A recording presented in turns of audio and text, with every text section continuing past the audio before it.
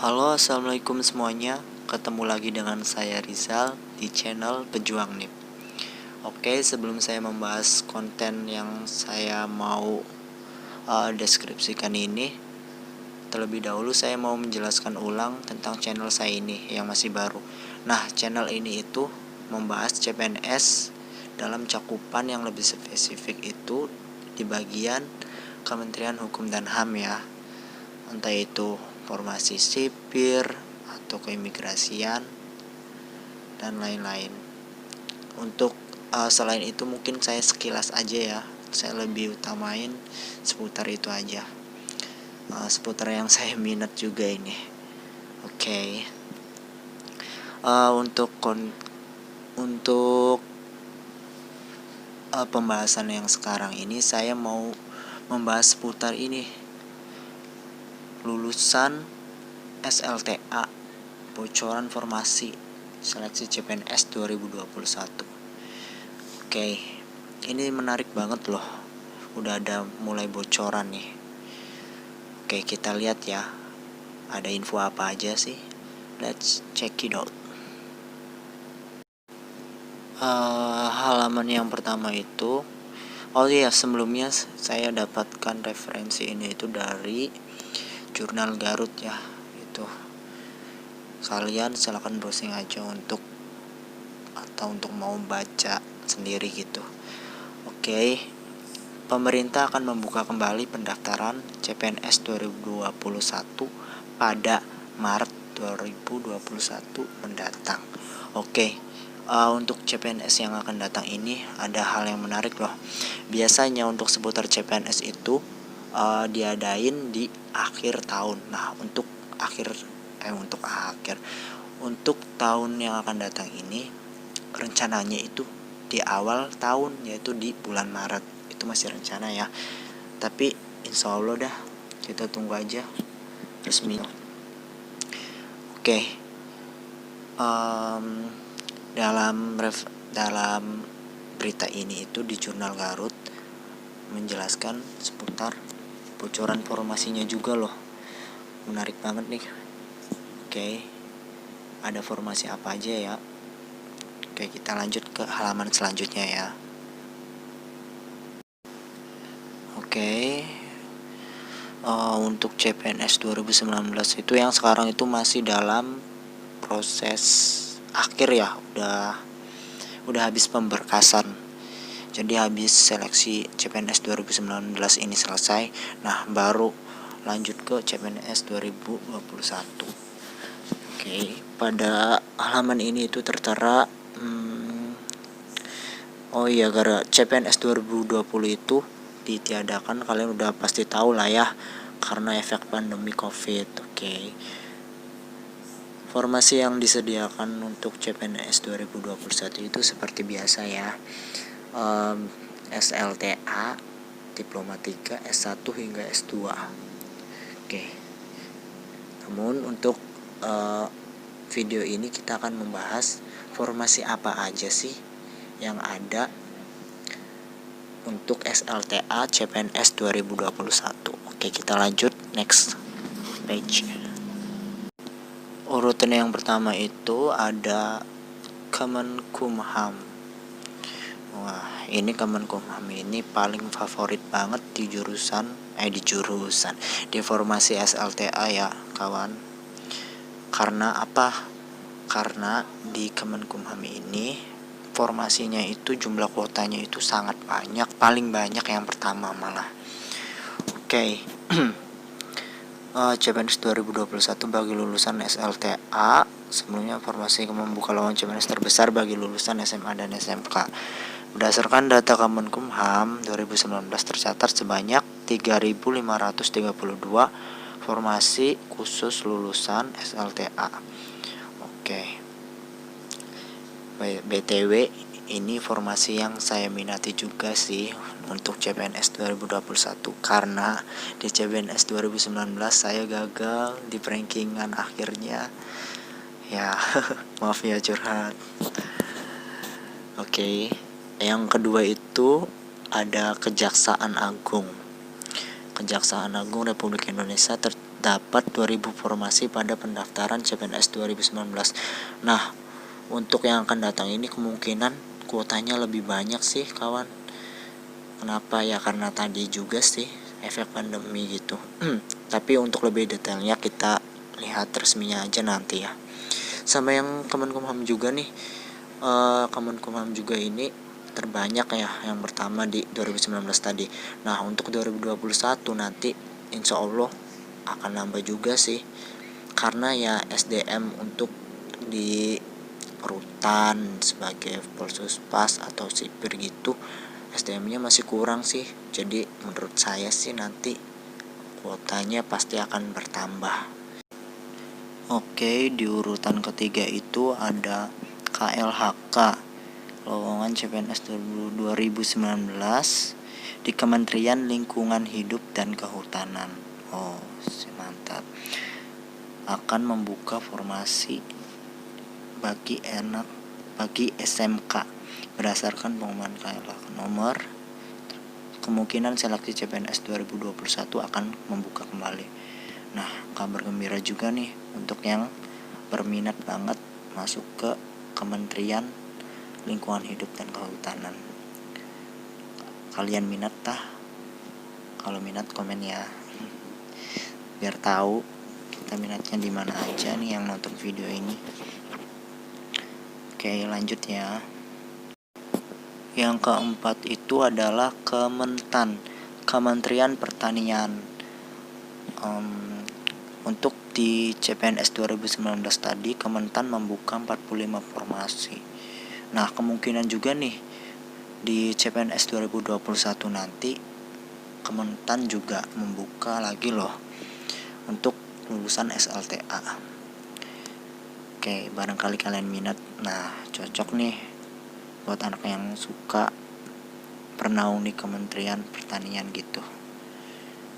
Anak-anak IPA nih biasanya nih anak-anak MIPA terkenal dengan pelajaran biografinya.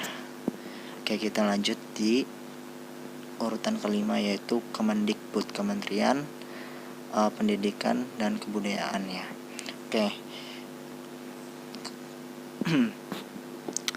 Kemungkinan juga nih Kemendikbud ini akan dibuka juga loh di CPNS 2021 nanti.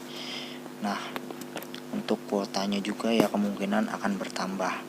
Oke, untuk lebih detailnya nanti tunggu info lebih lanjutnya aja atau info resminya dari kementerian masing-masing. Oh iya, nih ada tambahan dari Kemendikbud yang tadi itu membuka 11 formasi untuk 3 jabatan, yakni pengadministrasi keuangan 3 formasi, teknisi lab 2 formasi, dan teknisi pemetaan dan penggambaran 6 formasi. Nah ini tuh gambaran yang bukan gambaran sih, ini juga bisa jadi acuan untuk CPNS 2021 nanti. Ini itu formasi yang ada pada 2019 yang tadi ya kawan. Oke, kita lanjut ke urutan 6 yaitu BIN, Badan Intelijen Negara. Nah BIN ini berarti kuotanya juga dibuka loh untuk lulusan SLTA. Terdapat 200 formasi bagi lulusan SMA sederajat. Oh, oke, anak SMA ya. Iya sih, bener anak SMA. Soalnya di sekolah kedinasan juga itu BIN itu berarti Sekolah Intelijen Negara, berarti SETIN ya. Nah yang masuknya juga itu anak SMA sih setauku di persyaratannya itu. Oke. Walaupun kuotanya nggak terlalu banyak, ini hanya terdapat yang nggak terlalu banyak itu di sekolah kedinasannya sih kuotanya. Kalau untuk di CPNS-nya itu masih fleksibel sih. Kita lihat resminya aja nanti. Oke, sekarang kita lanjut ke persyaratan umum CPNS 2021. Oke, ini tuh persyaratan umum ya kawan. Untuk persyaratan lebih spesifiknya itu nanti dilihat di website formasi yang akan kalian lamar. Misal, ini kan informasi umum. Nah, kalau kita mau ngelamar di Kemenkumham, berarti untuk persyaratan lebih lanjutnya itu kita ceknya di web Kemenkumham go.id gitu. Di situ pasti setiap instansi itu ada persyaratan yang ada perbedaan lah gitu, nggak semata-mata sama semua. Nah yang sama itu hanya persyaratan umum. Untuk persyaratan setiap instansinya itu mungkin akan berbeda satu sama lain gitu. Untuk persyaratan yang pertama itu kita ini wajib warga negara Indonesia loh ya, WNI nggak boleh WNA. Oke, yang kedua itu adalah usia minimal kita mendaftar CPNS itu minimal 18 tahun dan paling tinggi 35 tahun. Setahu saya sih 18 tahun sampai 28 tahun kalau untuk SLTA. Kalau untuk sampai 35 tahun setahu saya itu yang S1 itu, tolong koreksi ya kalau saya salah gitu. Tapi bener loh, saya masih inget banget sih 18 sampai 28 tahun. Jadi kita itu bisa 10 kali nyoba dalam umur tersebut di formasi SLTA gitu. Untuk persyaratan nomor 3 itu tidak pernah dipidana dengan pidana penjara berdasarkan putusan pengadilan yang sudah mempunyai kekuatan hukum tetap karena melakukan tindak pidana atau kasus narkoba. Oke, inti dari nomor poin 3 ini, kita ini nggak boleh atau tidak pernah melakukan kasus hukum sampai dipidana gitu loh, kita nggak boleh ya. Yang keempat, tidak pernah diberhentikan hormat tidak atas permintaan sendiri atau diberhentikan tidak dengan hormat sebagai CPNS bla bla bla, atau diberhentikan tidak dengan hormat sebagai pegawai swasta. Oke, poin nomor 4 ini intinya nih ya, kita itu nggak boleh dikeluarkan atau diberhentikan secara tidak hormat maupun dengan hormat. Nah biasanya ini kalau kita tidak hormat itu, diberhentikan tidak hormat itu kita mempunyai kasus atau melanggar peraturan yang ada gitu, sehingga kita diberhentikan secara tidak hormat gitu ya kawan. Poin yang kelima itu tidak berkedudukan sebagai PNS, CPNS, bla bla bla bla, sekolah, ikatan dinas pemerintah. Oke, inti dari poin 5 ini, jika kita mau mendaftar CPNS itu kita nggak boleh ada ikatan. Misalnya gini, kita itu pas mau daftar ini, kedudukan kita ini nggak boleh jadi seorang PNS. Kalau kita udah jadi PNS, ngapain kita ngelamar CPNS kan gitu. Jadi misal kita guru honorer gitu, nah kita itu boleh daftar CPNS karena kedudukan kita itu belum punya gitu, jadi masih statusnya pegawai honorer gitu. Nah untuk kalau kita masuk sekolah kedinasan juga itu kita nggak boleh loh daftar CPNS karena kita udah mempunyai kedudukan di sekolah kedinasan. Nah sekolah kedinasan juga kan nanti kebanyakannya itu lulusannya itu jadi CPNS juga, walaupun nggak semuanya loh ya, sekitar ada 9, 8 atau 7 sekolah kedinasan yang lulusannya itu bisa jadi CPNS gitu. Jadi nggak boleh ya kalau kitanya ada ikatan CPNS maupun sekolah kedinasan mau mendaftar CPNS 2021 yang akan datang nanti, nggak boleh gitu. Jangan iseng-isengnya itu nggak berfaedah banget loh. Oke, kita lanjut poin ke nomor 6 itu tidak menjadi anggota atau pengurus partai politik atau terlibat politik praktis. Oke, berarti ya sesuai sama poin 5 tadi masih mirip-mirip ya. Kita itu berarti dalam pihak yang netral gitu, tidak menjadi anggota atau pengurus partai politik gitu. Berarti kita hanya orang yang biasa gitu, istilahnya mau mencari kerja gitu. Nah mencari kerja ini menjadi seorang abdi negara gitu. Kan kalau ngelamar CPNS gitu kan berarti kita itu adalah calon abdi negara atau calon idaman mertua gitu kan. Oke, kita lanjut poin ke-7 itu ada memiliki kualifikasi pendidikan sesuai dengan persyaratan. Oke.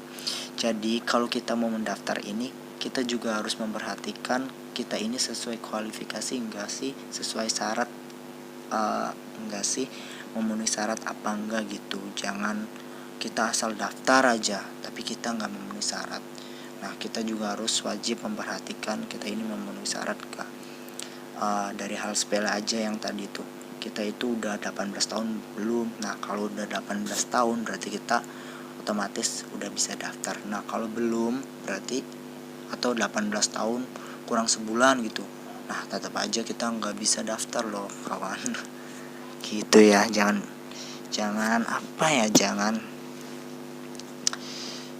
ya istilahnya gini loh, kalau pengen daftar ya seenggaknya kita juga tahu lah info-infonya, jangan asal daftar aja gitu biar nggak kudet gitu. 8. Bersedia mengabdi dan tidak mengajukan pindah dengan alasan apapun minimal 10 tahun sejak TMT CPNS. Oke, poin nomor 8 ini, misal kita daftar CPNS, nah alhamdulillahnya kita diterima. Nah, kita misal ngelamar di Kemenkumham di Provinsi Jabar. Nah, kita itu kebetulan keterima. Nah, oleh karena itu kita wajib mengabdi selama 10 tahun tersebut. Atau misalnya kita nggak ngelamar di Kementerian Hukum dan HAM. Intinya kalau jadi CPNS itu kita harus siap mengabdi untuk negara dan siap berkomitmen gitu kawan. Oke ya, jelaslah nomor 8 ini pasti kalian paham. Oke, nomor 9 itu bagi pelamar pria dan wanita dilarang memiliki tato dan tindik.